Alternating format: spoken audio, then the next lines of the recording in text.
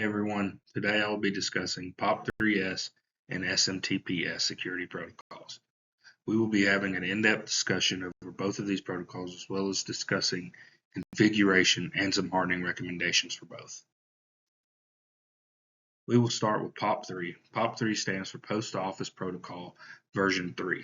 This protocol is used for retrieving emails from a remote server, usually over a TCP IP connection. The first version of this protocol was created in 1984 and is currently on version 3 and is very popular due to the simplicity of configuration, maintenance, and operation. POP3 works in that it will download emails from a server and it usually deletes everything once it has been downloaded onto the local device. It will use port 110 and is essentially only for one-way communication unless it is configured otherwise. One of the main concerns with POP3 is that it will send data through plain text. This means that if someone uses a man-in-the-middle attack, they could gain access to usernames and passwords. This could be especially bad if someone connects on a public network and a person with bad intentions intercepts their traffic. They can then gain access to those email accounts, which could inflict all kinds of damage if not managed properly. POP3S is the more secure version of POP3. It adds a layer of protection using SSL and TSL layers. SSL and TSL help ensure that the data being transported to and from the server is encrypted.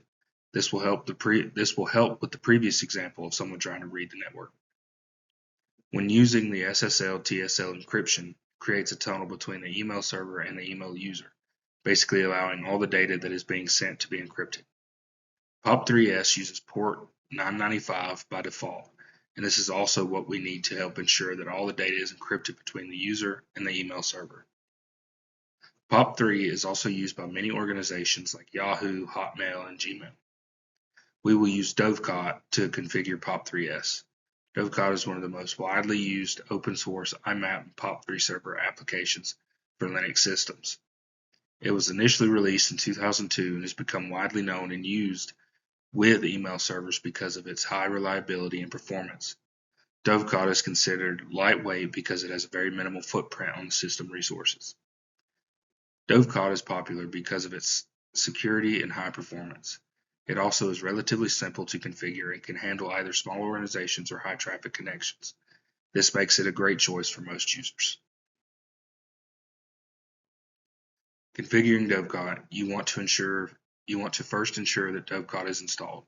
You can do this by using the command sudo apt install dovecot imapd dovecot-pop3d.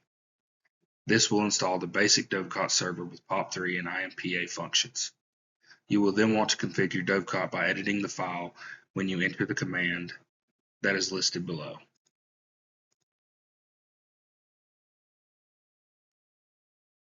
Once you've entered that command, it will allow you to determine which protocols you want allowed to be enabled. By default, all the protocols will be enabled, and you will need to go in and change based on what your needs are. Once everything is configured, you will need to restart Dovecot. In order to do this, you will run the command sudo service dovecot restart.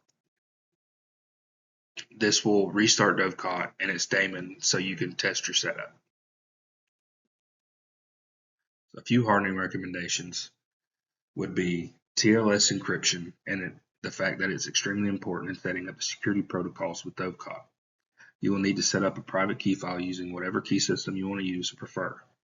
You can also generate a Diffie-Hellman parameter, and you can use the command below to set that up. The 4096 at the end allows for 4096 bits, and when setting up this parameter, it can take a few minutes, so you should be patient. You can then set the path to the certificate and private keys using the SSL cert and SSL key commands followed by the file locations. You will then need to uncomment the SSL_CA parameter and set it to the path of the certificate. Also uncomment the SSL_DH parameter to ensure that it uses the Diffie-Hellman parameter that you set up before. Doing these steps will help ensure that the TLS encryption is set up and running. Most configurations will be custom, so it is important that you fully understand what your server requires. Another recommendation is also using LDAP to authenticate on the back end. Dovecot can use servers in an LDAP directory to authenticate them when they log into the IMAP and POP3 services. You will need to use this command for the authentication backend configuration. You also need to use the LDAP authenticating by using the below commands as well. Using LDAP will allow for authentication backend, and it will help you to verify if a user's identity on the server, identify the users on the server side of the application. That brings us to the last hardening recommendation, and that is to enable server-side email filtering. You can enable this by installing the Dovecot pigeonhole package. Then you should run the command protocols equal protocol sieve. This will enable the sieve protocol. You should then open the manage sieve port and firewall D using these commands. Installing and configuring POP3S is critical in ensuring that vulnerabilities are at a minimum. You will never be able to truly protect against everything, although minimizing the attack surface will help out tremendously when setting up a security protocol. SMTP is the standard protocol used for sending emails across the internet. It is primarily responsible for transmission of outgoing emails from the user to the server and also between servers. SMTP stands for Simple Mail Transfer Protocol, and by default will use port 25, which is an unencrypted port and will allow it to be more vulnerable to interception and eavesdropping. Because SMTP is extremely vulnerable, SMTPS addresses the encryption problem with SMTP. SMTPS stands for SMTP Secure. This adds that extra layer of defense and encryption against potential attacks and takes care of the encryption aspect. Data exchange between the user and the server is encrypted and is now protected with SMTPS, with things like passwords and login information now being protected.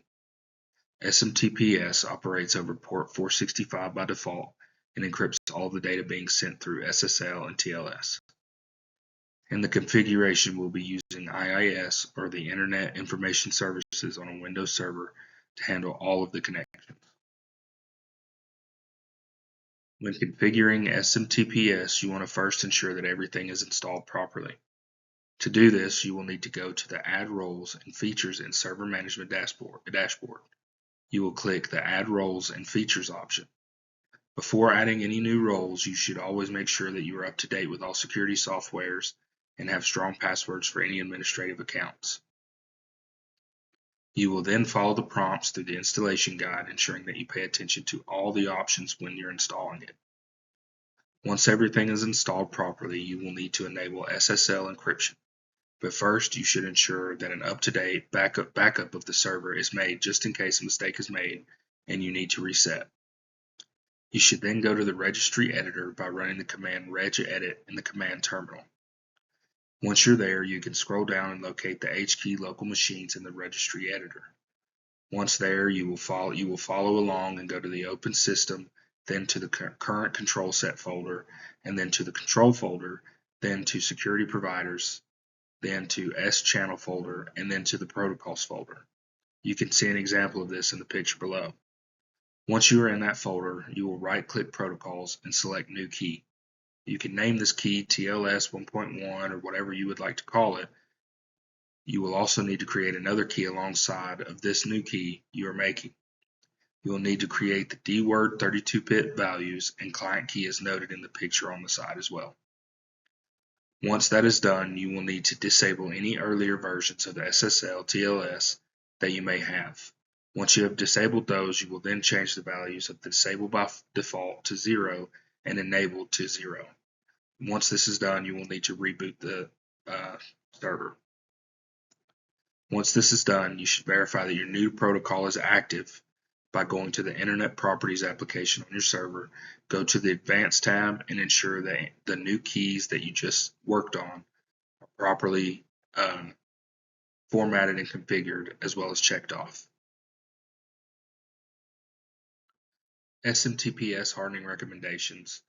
You should always use the most up-to-date version of TLS. Using updated TLS versions will help prevent potential attackers from using old exploits and any old vulnerabilities that are found on those old versions.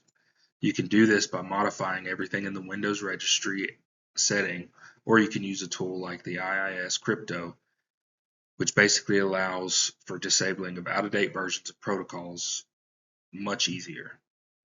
Next, you should restrict relay access. SMTP servers are often targets for spammers who will attempt to use that to send unwanted emails. You can help prevent this by restricting relay access to specific IP addresses or even networks to ensure that only the network or email users with specific IP addresses have access to be able to send emails between the server. You can do this by going to the IIS 6.0 Manager. You can go to Relay Restrictions and select the Only from the list below option and add the IP addresses or network ranges for those you want authorized. SMTP servers have commands that are often used to verify the existence of an email address. Those commands are verify, VRFY, and expand, EXPN. These commands basically allow users to use these commands and will send them a list of email addresses on the server, or will verify if an email address is a part of the server. You can disable these commands through the IIS SMTP settings to help minimize the attack surface. That is my presentation, and I hope you enjoyed it. I hope you learned something, and these are the references below that I used for this presentation. Thank you.